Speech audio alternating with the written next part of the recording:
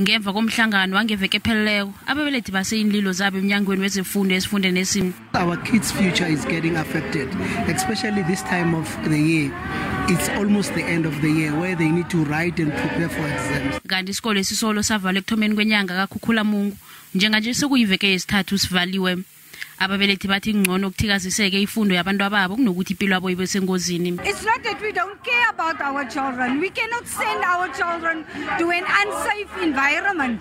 UMnyango wezeFundo uqinisekise ukuyiqalelela indaba le nokuvela nenisombululo nokuhlangana nababelethi. As a department, we met with the parents and committed on what is it that we need to do at the school. But we said we need learners in this classroom.